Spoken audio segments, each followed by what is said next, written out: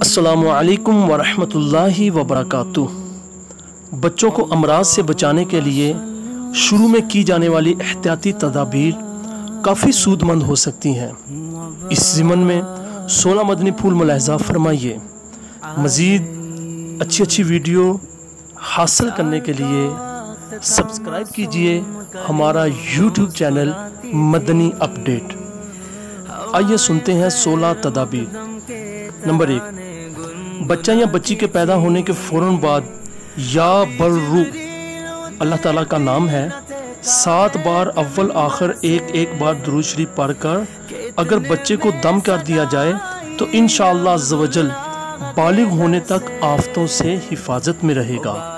Number 2, पैदाइश के बाद बच्चे को पहले नमक मिले हुए नीम गर्म पानी से नहलाइए, फिर सादा पानी से गुस्ल दीजिए तो इंशाअल्लाह अज़्ज़वजल बच्चा फोड़े फिंसी की बीमारियों से महफूज रहेगा। नंबर 3, नमक मिले हुए पानी से बच्चों को कुछ दिनों तक नहलाते रहिए कि ये बच्चों की तंदुरुस्ती के लिए बेहद मुफीद है। और नेज़ नहलाने के बाद बदन पर सरसों के तेल की मालिश बच्चों की सेहत के लिए इक्सीर है। बच्चों को दूध पिलाने से पहले रोज़ाना 2-3 मरतबा 1 उंगली शहद चटा देना काफ़ी मुफीद है। ख्वाह झूले में झुलाएं या बिछोने पर सुलाएं या गोद में खिलाएं, हर हाल में बच्चों का सर ऊंचा रखिए। सर नीचा और पाँव ऊंचे ना होने दीजिए कि नुकसानदेह है। विलादत के बाद बहुत तेज़ रोशनी वाली जगह में रखने से बच्चे की निगाह कमज़ोर हो जाती है। जब बच्चे के मसूरे सख्त हो जाएं और दांत निकलते मालूम हो तो मसूरों पर मुर्गी की चर्बी मला करें और रोज़ाना 1-2 मरतबा मसूरों पर शहद मला करें और बच्चे के सर और गर्दन पर तेल की मालिश करना मुफीद है।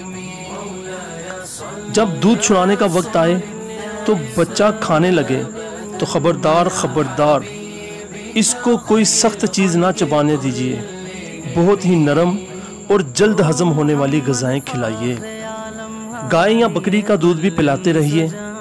हस्बे हसीयत बच्चों को इस उम्र में अच्छी खुराक दीजिए कि इस उम्र में जो कुछ ताकत बदन में आ जाएगी वो अगर बच्चा ज़िंदा रहा तो इंशाअल्लाह अज़्ज़वजल तमाम उम्र काम आएगी। बच्चों को बार बार ग़िज़ा ना देनी चाहिए। जब तक एक ग़िज़ा हज़म ना हो जाए दूसरी ग़िज़ा हरगिज़ मत दीजिए।